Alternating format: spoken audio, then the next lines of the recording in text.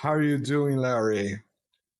Good. We're going crazy, and here we are. Yeah, we talking about sit on the precipice of nuclear disaster. Let's try not to start with that because that's going to make me sad. But I would like just a quickie on the soon to be canceled soap opera. So we have 5 dudes and a chick in a boat. That's confirmed now. Yeah. No, it's not confirmed at all. You mean the Gilligan's Island area? With the captain, Gilligan, professor, Skipper. We only had Ginger or Marianne. Yeah. I think probably Ginger on this one, and the Howells. Yeah, the story that was put out was just utter garbage. The technical requirements to execute such a dive are not commonly available to your average scuba diver. Even somebody that says they're an expert scuba diver, even someone says they're an expert instructor, because diving at depths of 100 meters in black water, essentially, with pretty strong currents, pretty cold water, is no easy feat. It's something that really you would have to practice on someplace else in order to be able to do it. And in contrast, the way the story told is a bunch of guys sitting around drinking and say, hey, let's go do this. And off they went. And they, picked up the SS Minnow or whatever, I forget the Andromeda. name of the yacht. But still, it was a story put out there to basically start turning the heat up on Ukraine because the West is getting ready to dump them. Yep. You remember you had Simon and Garfunkel. Paul Simon sang a song, 50 Ways to Leave Your Lover. Mm-hmm. That's what they ought to be playing now with respect to Zelensky. The West is leaving their lover. Yeah. And they're going to dump him.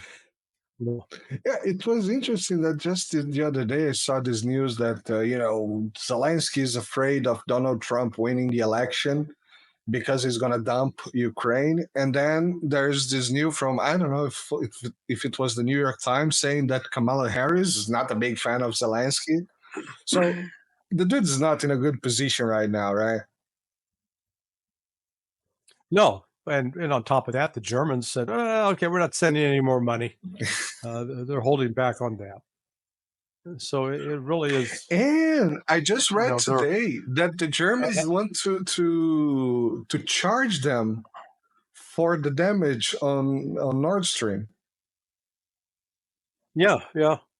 And then Zelensky's reportedly pissed off at the Brits. So, hey, it's just one big happy time over there. Everybody getting along. Isn't this great? It's a happy family. Yeah, it's fallen apart. It's a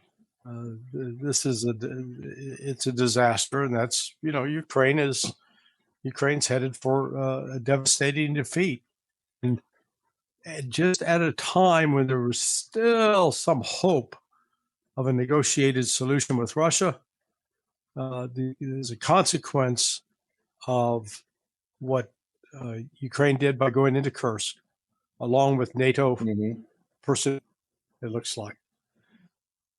Albeit some of them may be sheep dip, which means were not necessarily directly affiliated.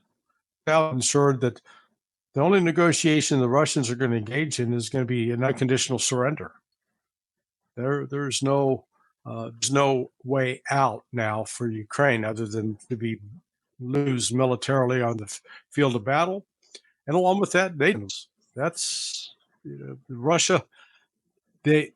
What Ukraine did and NATO did by crossing into Russian territory with troops, taking Russian citizens hostage, killing Russian citizens, occupying some Russian villages, and doing so with Nazi imagery.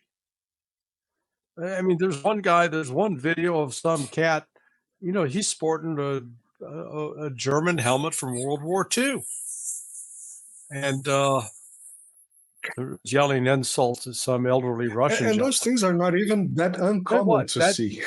We see it every day. I mean, yeah. I mean, it's just it plays up the reminder that Russia, the Soviets, are 74, 80, 83 years ago, 84 years ago, and they're now it's back. So they've got to make this threat go away, and the only way to make it go away is to kill it, and that's what Russia's going to be doing. Yeah, exactly. And I've said that before. It looks like it almost looks like Zelensky is a Russian agent. I would say that. Yeah, that's it. That's said it. Yeah, because as you said, they were ready to perhaps talk about, and I have other analysts here. One of them, Lucas Leroy, we have a weekly program here. We discussed this. At this point, it's not even useful for Russia to negotiate a ceasefire or something like that, and they are just giving that to Russia. They were coming to talks. They've been to what's the name of the guy that probably likes feet, Podolyak. I don't know. He's just been to China. Yeah. And started, pressing the Chinese not pressing, asking gently. That's maximum he can do.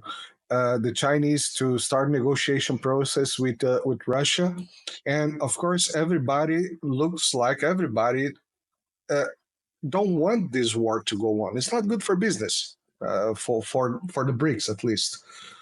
And Right. then they start that.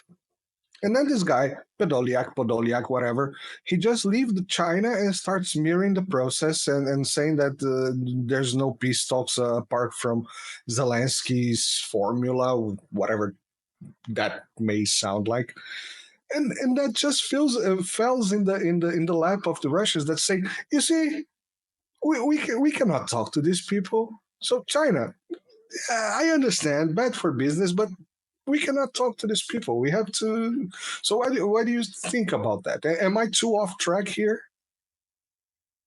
No, well, they've all made it clear. I mean, Kiev has gone out of its way to insult and to reject the advice from India, from China, from other countries, Qatar.